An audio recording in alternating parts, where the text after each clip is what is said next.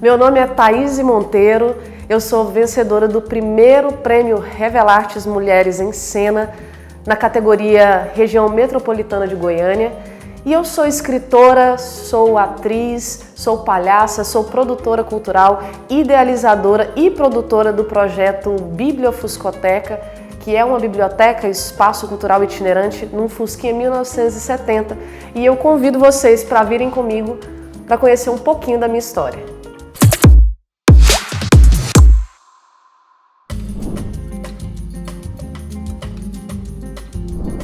A minha jornada nesse mundo das artes começa ainda muito jovem, com uma paixão pela literatura. Essa paixão me levou, de forma até equivocada, a fazer o curso de letras na Universidade Federal de Goiás, porque eu acreditava que fazer letras me levaria a ser escritora e que, na verdade, depois eu vou descobrir que não, né? Ainda muito jovem, tinha 17 anos, fui descobrir que é um curso que vai formar professores, tradutores, uma série de outras coisas e não necessariamente um escritor. Né? Um escritor, escritora, né? Não necessariamente tem um curso de formação em letras, mas foi o que me levou a estudar literatura. Fiz bacharelado em estudos literários e a licenciatura em língua portuguesa. Mas assim que entrei na universidade eu tive um contato com outro mundo, com outras pessoas e comecei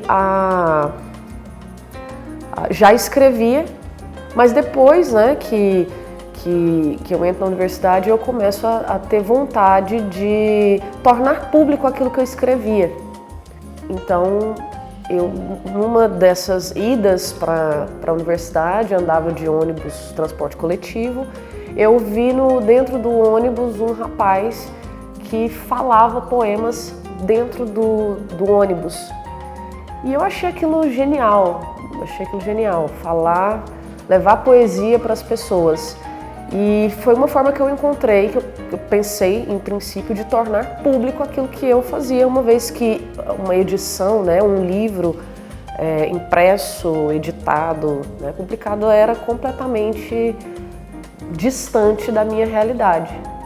Mas, como mulher, foi a primeira barreira que eu encontrei, porque uma coisa é uma mulher dentro de um ônibus falando poesia e outra coisa é um homem dentro do ônibus falando poesia.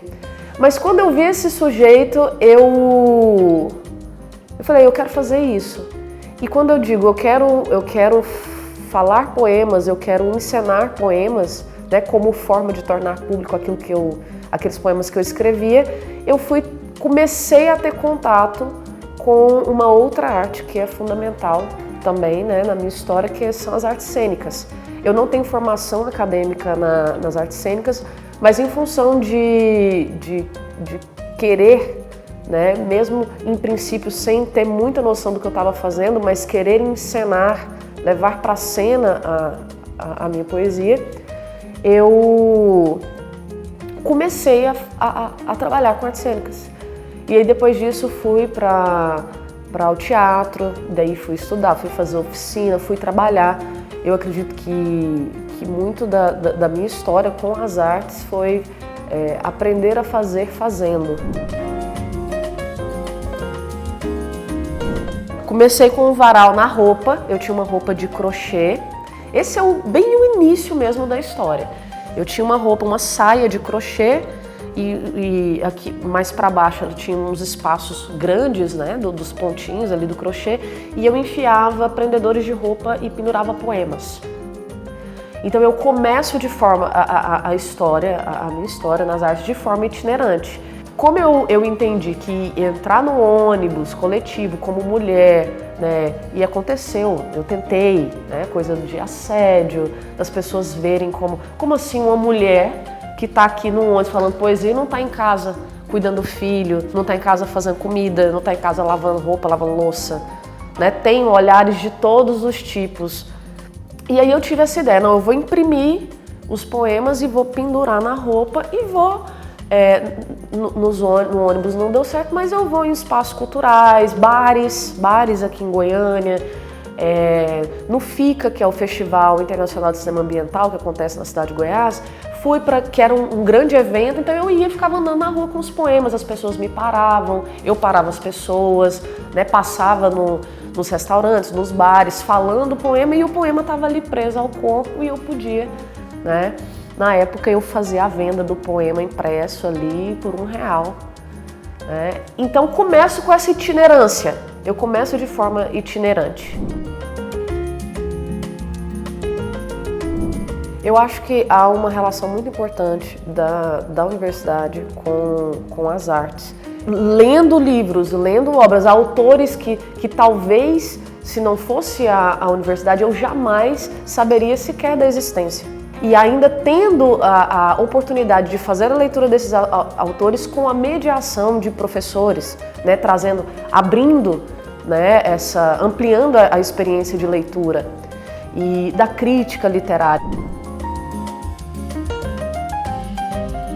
O projeto Bibliofuscoteca, que é um projeto que eu produzo, que eu sou uma das idealizadoras do projeto, ele teve início pouco antes da pandemia. Surgiu uma oportunidade de comprar um Fusca. O que eu vou fazer com um Fusca? A gente já tinha um outro veículo, né? Mas surgiu essa oportunidade de comprar um Fusca e já com uma ânsia de fazer alguma coisa com esse Fusca, além dessa função. Eu acho que o artista, a arte, né? A gente vai ampliando as funções das coisas. As coisas não têm que servir apenas para aquilo que elas foram produzidas inicialmente, né? Elas podem ser ampliado e outros valores serem anexados, né? Às atividades, às coisas, enfim, aos objetos. E o Fusca, a gente pensou de cara, assim, a gente vai comprar esse Fusca para fazer alguma coisa, alguma atividade cultural, artística com esse Fusca. Em princípio, como eu já trabalhava com teatro, era fazer alguma coisa com o teatro. Um espetáculo que envolvesse esse Fusca, um espaço onde a gente pudesse montar em cima dele algum palco, alguma coisa assim, a gente pensou. Mas surgiu, ou ficou mais forte, nesse momento em que a gente começa a pensar a Bibliofuscoteca, uma ideia de armar população, e a gente achou aquilo muito absurdo e falou assim, não, a gente precisa de livro. Como a gente vive num país em que as pessoas têm dificuldade de acesso às coisas mais básicas, né, como alimentação, como se alimentar, né? Não que eu não acredite que a arte seja uma necessidade básica, porque eu acredito que seja uma necessidade básica, mas o livro ainda é um objeto que pode ser caro para muitas pessoas, que pode ser de difícil acesso para muitas pessoas. Então a gente inicia o projeto Bibliofuscoteca. Em 2019, a gente pega esse Fusquinha, faz uma adaptação nele, isso em princípio sem nenhum tipo de apoio. A gente não tinha nenhum tipo de incentivo, nem público, nem privado, nem... Foi assim, vamos juntar amigos, não tem um amigo que mexe com madeira, então a gente precisa adaptar o Fusca. O Fusca é um veículo que o motor fica na parte traseira, né? Então a frente dele é o porta-mala. Então o que nós fizemos? Nós adaptamos a frente desse Fusquinha, né? Fizemos um madeiramento, colocamos para poder colocar os livros na frente, para poder expor. Nós tivemos até uma dificuldade porque esse Fusquinha, a Bibliofuscoteca, é um Fusca 1970, ele não tinha lugar para colocar engate, porque a gente colocou um engate para poder colocar uma carreta e nessa carreta tanto transportar livros, caixas de livros, quanto ela tem um mecanismo nessa carretinha em que a parte de cima a gente tem uma tampa, né? A gente coloca essa tampa, forra e ela vira uma grande mesa, porque aí há mais espaço para a gente dispor os livros, né? Para poder expor, para poder fazer a doação. E a gente começa a história da Bibliofuscoteca com doação de livros. Então, como a gente não tinha incentivo, não tínhamos apoio, a gente foi atrás de amigos. Tem livro em casa? Hoje a Bibliofuscoteca já teve incentivo de leis de cultura, ela já foi reformada, fizemos reforma, pintura, essa coisa inicial que a gente fez com madeira ali, improvisado, já virou uma prateleiras, já pudemos, com o incentivo das leis de cultura, fazer essa adaptação, circular com livros de autoras goianas. A gente fez um projeto em que a gente fez a compra de livros de 10 autoras goianas. A Bibliofuscoteca hoje, ela faz doação, ela faz venda de livros, faz troca de livros, ela faz todo tipo de negócio com o livro e tornou-se não só uma biblioteca itinerante, como um espaço cultural itinerante, porque nós já tivemos show musical nesse Fusquinha, espetáculo teatral nesse Fusquinha, fizemos a primeira FLIB no ano passado, que foi o primeiro festival literário itinerante na Bibliofuscoteca. A proposta foi, vamos fazer um festival literário, como nós temos vários pelo país, mas em lugar desse formato tradicional, que é as pessoas vão até os festivais, a ideia é que o festival vá até as pessoas. Então, essa itinerância, né, que está desde o início da minha história, ela vai permanecer, e ela passou para o Fusquinha que o festival literário, cada ano vai ser realizado em uma cidade diferente, quem sabe num estado diferente e quem sabe, né, um dia até num país diferente. Essa questão de ser mulher também numa sociedade que é machista, né, patriarcal, numa sociedade que por séculos nos excluiu, né, nos apagou, não que a gente não estivesse produzindo aí há muitos e muitos séculos, né, igualmente produzindo, mas não igual nas mesmas condições de produção, né. Então eu reflito muito sobre isso, como é algo enraizado, a gente vai sendo educado dentro de uma lógica machista, né? E aí ir desconstruindo isso. Então, a literatura, a poesia, o teatro, a palhaçaria, quando a gente pensa em uma palhaçaria que é produzida por mulheres, é feminina e feminista, né? Em que evidencia uma subjetividade que é de mulher, que é feminina, que é feminista, né? Porque a gente gosta de marcar a posição, a bandeira, a luta, né? Porque coisas precisam mudar. O prêmio Revelartes, além dessa visibilidade que é de uma forma muito ampla, existe essa visibilidade que é de ser visto por outras mulheres, de ser vista por outras mulheres que são artistas ou que querem ser artistas, que estão começando, né? Então isso é muito importante porque serve de incentivo, porque se eu vejo, nossa, tem uma mulher ali, então é um lugar onde eu posso ir, é um lugar em que eu posso entrar, é um lugar em que eu posso estar. Então eu penso nisso, nessa visibilidade, né, que é também de extrema importância, porque nós estamos trazendo uma mensagem, nós estamos dizendo, é possível, se eu estou aqui, você pode estar aqui. Eu estou produzindo, você pode produzir.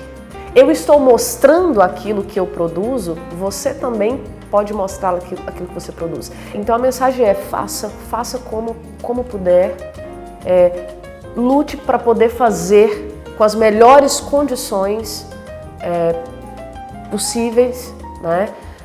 Não desistir, porque desistir é algo que todos os dias, tanto por ser mulher, porque ser mulher é difícil na arte, como é difícil em vários âmbitos da sociedade. É difícil por ser arte, porque a arte ainda é vista como algo que... Tanto que em momentos de crise, a primeira coisa que a gente faz é o quê? Vamos tirar a arte. Isso aqui está tendo um custo que não é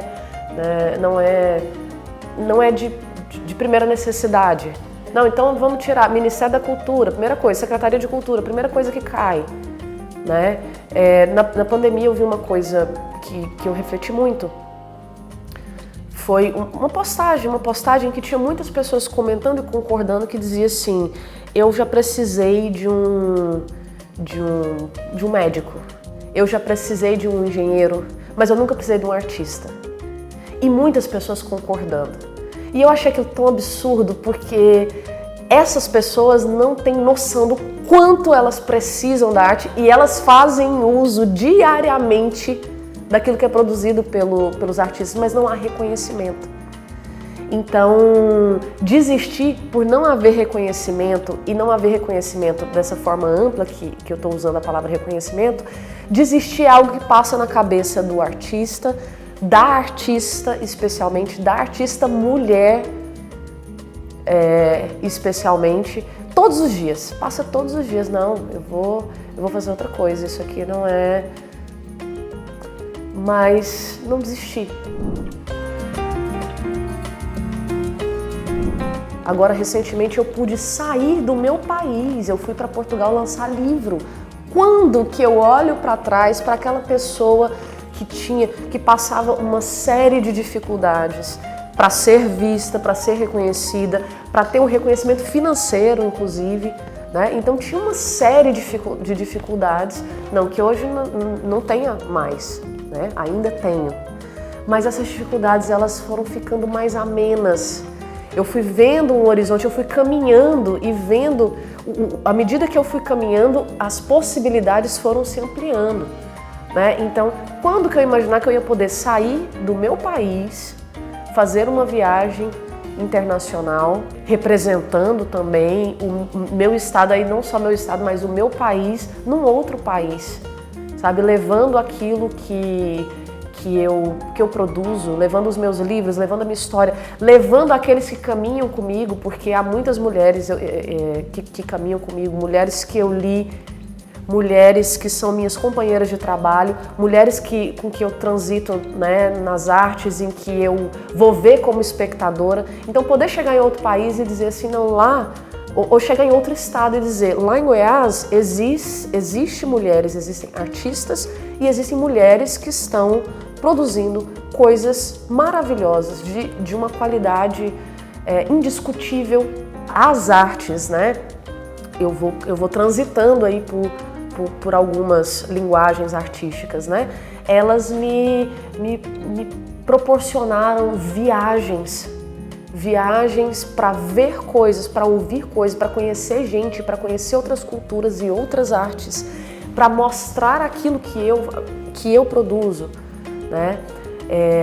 Me proporcionou uma vida melhor. Eu vivo hoje, atualmente, nesse momento, eu vivo exclusivamente de arte. Pago as minhas contas, eu faço tudo que precisa ser, tudo que todas as pessoas fazem, né? A partir do que eu ganho, né? Seja de conhecimento, reconhecimento financeiro, né? Com a arte. Eu acredito mesmo nessa tábua de salvação, e foi aí que eu me escorei e subi em cima e me apropriei dessa tábua, e eu tenho certeza que eu vou longe com ela.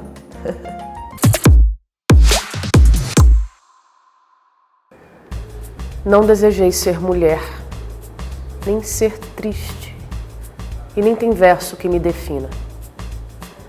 Nunca quis desejar a morte, nem por força, nem por falta dela. Não é com traços finos e seios fartos que desejo conquistar o mundo. É com palavra pedra que amoleço a água, corrente e suja, vil enxurrada que me carrega. Não desejei ser ré, já que sou, que seja confessa. Essa sentença não lapida a minha culpa. Não desejei ser mãe, nem aprendi a sê-lo com uma boneca. É com gente que se aprende a viver no mundo e a parar arestas. Não desejei compostura, nem guiar-me por essas setas, nem com estômago convulso digerir as merdas do mundo de intestinos grossos que me desprezam. Também não desejo guerra. Quero antes batalha justa, sem campo minado ou armas escusas.